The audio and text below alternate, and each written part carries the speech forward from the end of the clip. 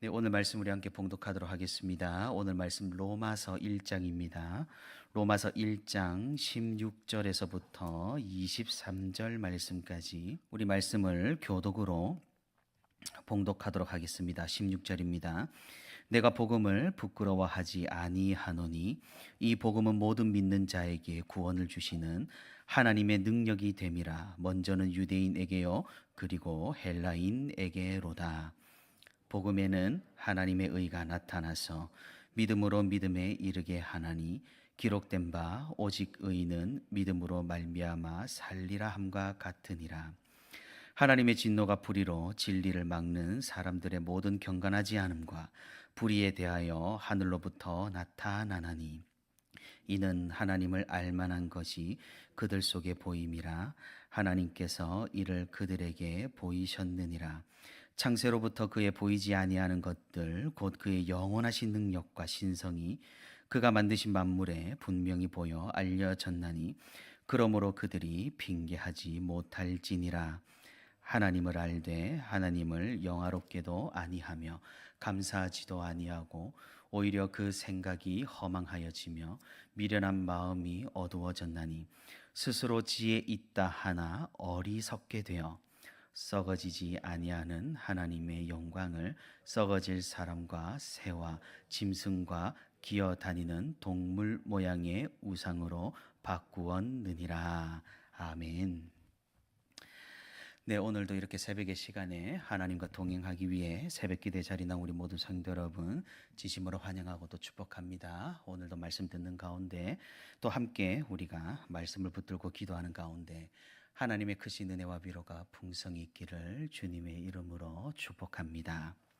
네, 어떻게 마이크 소리가 좀 괜찮나요? 처음에 조금 이상했던 것 같은데 괜찮아진 것 같습니다. 네, 우리가 리딩 지저스를 따라 이제 우리는 이번 주 중에 우리가 읽은 이 로마서를 함께 읽게 됩니다. 로마서에 대해서 잠깐 우리가 살펴보자면 이 로마서는 역사적으로 참 큰 역할을 한 그런 성경이라고 할 수가 있겠습니까? 우리가 어제 주일에 무엇을 기념하였습니까? 어제 주일에 우리가 종교 개혁을 기념을 했죠. 그 위대한 역사를 일으킨 종교 개혁가들이 어쩌면 가장 사랑한 성경이 바로 이 로마서라고 할 수가 있겠습니다. 15세기 무렵 로마서의 말씀을 가지고 참된 복음의 진리를 깨닫고 기존 로마 카톨릭의 오류와 잘못을 바로잡아서 개혁을 이루어냈기 때문입니다. 그리고 그 개혁으로 인해 우리는 올바른 교회의 모습을 되찾을 수가 있었고 또 올바른 믿음을 가지고 하나님과 그리스도가 어떠한 분이신지 정확하게 알 수 있게 되었다라는 사실입니다. 그래서 우리가 함께 이 로마서를 읽는다는 것은 특별한 여정이라고 할 수가 있겠습니다. 종교개혁의 본격적인 불씨를 불러일으킨 마틴 루터는 이 로마서의 말씀으로 개혁의 근거를 삼았습니다. 또한 우리가 신학적인 근거를 삼고 있는 존 칼빈은 성경을 주석하는데 이 로마서 주석을 가장 먼저 집필할 그런 정도였으니까 말입니다. 물론 중요하지 않는 성경이 어디 있겠느냐마는 이 로마서는 이처럼 역사적으로 아주 중요한 가르침을 전해주었고 또 그로 인해서 시대가 바뀌고 또 교회가 올바르게 개혁되는 놀라운 일들을 이렇게 감당하고 일으켰다라는 그런 사실입니다. 그럼 이 로마서가 어떠하길래 이런 역사적인 물결을 일으킬 수가 있었을까요? 우리 성도 여러분들께서 잘 아시다시피 이 로마서는 사도 바울이 로마 교회로 보낸 편지입니다. 사실 로마 교회는 바울이나 다른 예수님의 제자 혹은 사도들이 세운 교회가 아니었습니다. 아마도 오순절 이후 복음을 들은 로마의 유대인들이 예루살렘에 와서 이제 성전에서 예배를 드리다가 예수님에 대한 복음을 듣고 이제 다 자신의 거처인 로마로 다시 돌아가서 그곳에 교회를 세운 것으로 우리가 추정을 합니다. 그러다 보니 이 로마 교회와 사도들 간에 이제 신학의 일치를 확인할 필요가 있었던 겁니다. 왜냐하면 사도들이 세웠거나 바울이 세운 교회가 아니었기 때문에 다른 신학이나 다른 이단 사상이 있을 수 있었으므로 이거를 비교를 해서 신학의 일치를 확인할 필요가 있었던 것이죠. 그리고 사도 바울은 그 생애 전반에 걸쳐 로마를 방문하기를 원했고, 아무래도 많은 영혼이 있는 그 큰 도시 로마에서 복음을 전하기를 기대했을 것입니다. 그렇다면 로마 교회의 도움과 지원은 필수적이었기 때문에 바울이 이런 연유에서 신학의 일치를 확인하고 또 로마 교회의 지원을 받기 위해서 로마 교회로 편지를 이렇게 보내었던 것입니다. 실제로 사도 바울이 이 편지를 보내고 얼마 후에 예루살렘으로 돌아가서 재판을 받고 로마로 압송이 되었으니 이 편지의 목적과 의도를 우리는 이렇게 알 수가 있는 겁니다. 이렇게 바울과 로마 교회 서로가 그리스도에 대한 관념과 신학을 확인하는 과정이 역사적으로 교회에 굉장히 유용하게 사용이 되었고 또 지금의 우리에게 상당한 유익이 된다라는 사실입니다. 예수 그리스도께서 누구신지, 어떠한 일을 하셨는지, 우리 인간은 어떤 존재인지, 어떻게 구원을 받을 수 있으며 믿음이란 무엇인지 로마서는 이런 부분에서 아주 상세하게 기록을 하고 있으니까 말입니다. 그래서 이번 주에 우리가 함께 이 로마서를 읽으면서 우리의 믿음과 신앙을 다시 한번 돌아보고 성경이 말하는 그리스도를 올바르게 바라보는 그런 귀한 시간이 되기를 주님의 이름으로 소망합니다. 오늘 우리가 읽은 본문은 아주 중요한 신학적인 의미를 담아내고 있는 그런 본문입니다. 앞서 말씀드렸다시피 종교개혁가 마틴 루터는 실제로 오늘 본문 우리가 읽은 이 17절의 말씀을 바탕으로 성도는 믿음으로 구원을 받는다라는 결론을 내렸습니다. 그렇다라는 말은 루터 이전에는 믿음으로 구원을 받는다라고 생각하지 않았겠다는 말이겠죠. 지금 우리와 교회에서 하도 믿음으로 구원을 받는다라는 사실을 강조하니 어련히 그냥 알아서 믿음으로 구원을 받는구나라고 알고 있습니다. 하지만 이전에는 그렇지 않았다라는 거죠.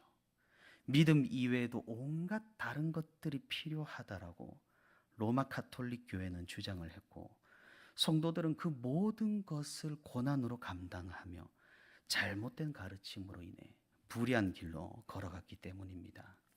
그러할 때 마틴 루터는 이 로마서 말씀에서 믿음으로 구원에 이른다라는 진리를 발견한 것이고 이를 통해서 종교개혁이 일어났던 겁니다. 그럼 믿음으로 구원에 이른다라고 이렇게 기록을 하고 또 우리가 그렇게 알고 있는데 그럼 무엇을 믿어야 하나요? 우리가 교회에서 믿음 많이들 말을 하는데 도대체 무엇을 믿는 것이며 무엇에 대한 믿음을 우리는 말하고 있는 걸까요? 두말할 것도 없이 이 믿음은 예수 그리스도에 대한 믿음입니다. 오늘 본문 17절을 자세히 보시기 바랍니다. 복음에는 하나님의 의가 나타나서 믿음으로 이르게 한다. 애초에 이 복음이 무엇이길래 하나님의 의, 하나님의 뜻이 나타난다는 걸까요? 이 복음은 율법과 그리스도입니다. 유대인은 이미 율법을 알았기에 그리스도만 만나면 됐었고 헬라인들은 율법조차 몰랐었기에 율법과 그리스도 모두를 알아야 되기에 나중이 된다라는 것이죠. 원래 인간이라는 존재는 사람이라는 존재는 하나님과 함께 할 수가 없습니다. 타락한 이후에 인간은 하나님과 함께 할 능력을 완전히 상실하였고 그 죄악으로 말미암아 구원에 이를 수 없는 그런 존재가 되어버렸기 때문입니다. 사실 애초에 사탄이나 뱀을 탓할 명분도 없어 보입니다. 그만큼 우리는 졸렬하고 비참한 존재이기 때문입니다. 우리 가운데 착한 사람이 있어서 이렇게 주장할 수 있을 것 같습니다. 나는 법 없이도 살만한 그럴 사람인데 죄인으로 취급하다니 너무한 것 아니냐고 말입니다. 법 없이도 살만한 사람은 이 세상에 없다고 오늘 성경은 단언하고 있다라는 사실이죠. 왜 그렇습니까? 우리가 정말로 법이 없다면, 주변에 다른 사람의 눈이 없다면, 또 자신이 가진 것이 많고 능력이 있고 권력이 있다고 한다면 우리는 정말로 무슨 짓을 저지를지 우리 자신조차도 모르기 때문입니다. 지금은 우리가 이미 충분히 억제를 받고 있는 상황이기 때문에, 또 우리가 복음을 알고 그리스도를 알고 있는 상황이기 때문에 우리가 그래도 참고 선하게 살려고 노력하는 것이지 않습니까? 역사가 증명해 주듯 복음이 없는 인류는, 그리스도가 없는 인류는 죄악 그 자체였습니다. 성경은 그런 인간의 본성을 지금 이야기하고 있다라는 것이죠. 오늘 본문 21절에서 23절의 말씀입니다.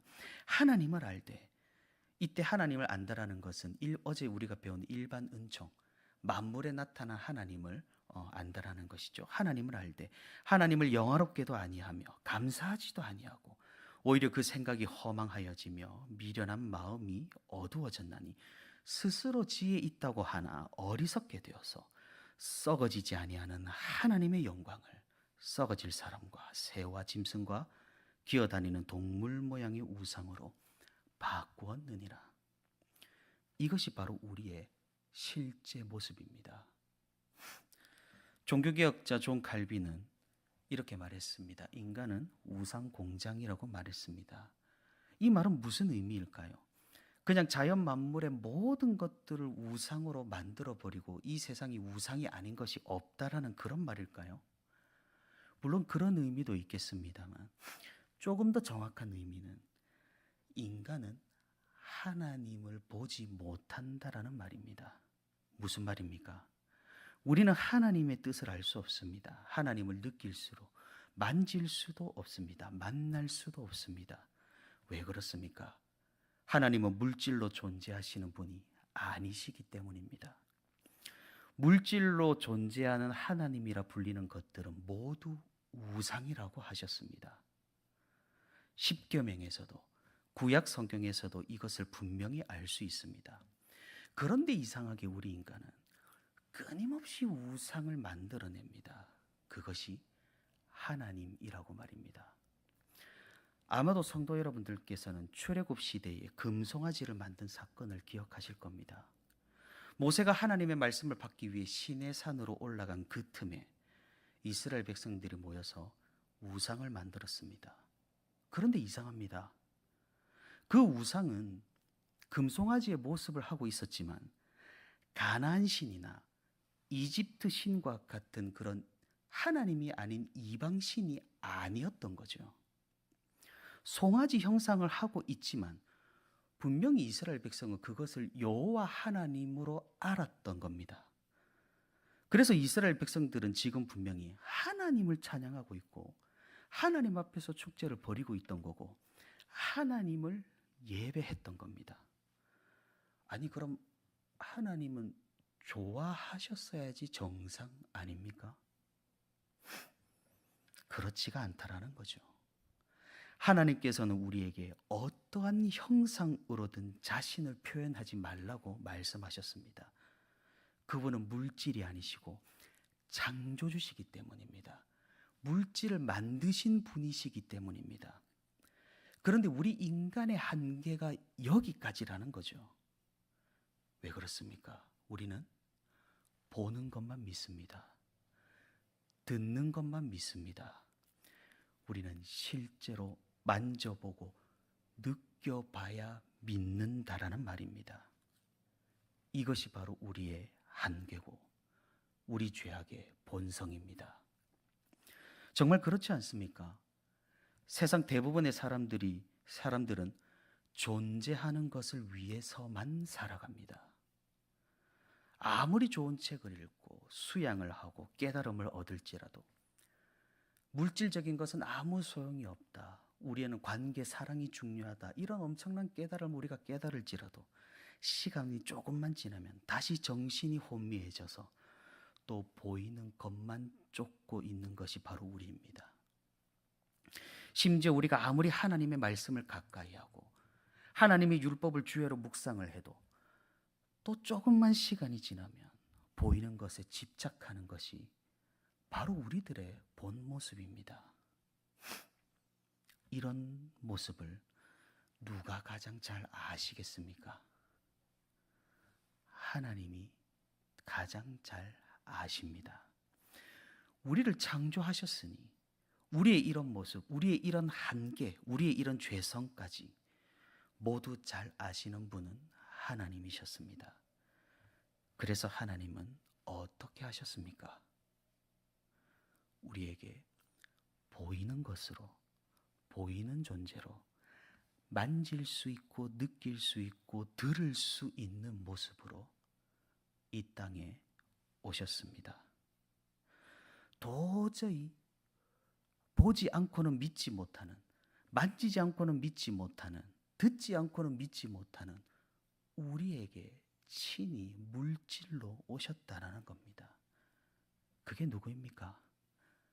바로 예수 그리스도입니다. 보이는 하나님, 보이는 창조주, 보이는 신이 바로 예수님이라는 사실입니다. 하나님께서는 이렇게까지 우리에게 맞추어 주셨다라는 사실입니다. 우리에게 이렇게 은혜를 내려주셨고 우리를 믿음에 이렇게 이르게 하셨고 우리를 이렇게 구원으로 인도하셨다라는 말입니다. 그래서 우리는 오직 그리스도로만 우리의 본성을 이겨 보이는 것만 믿는 우리의 본성을 이겨서 보이는 그리스도를 믿어서 하나님에게 이를 수가 있다라는 사실입니다. 그러니 이 복음에는 하나님의 의가 나타나서 믿음으로 이르게 합니다. 보지 못하면 믿지 못하는 우리를 보이는 존재로 나타나셔서 믿음으로 이르게 해 주신다라는 겁니다.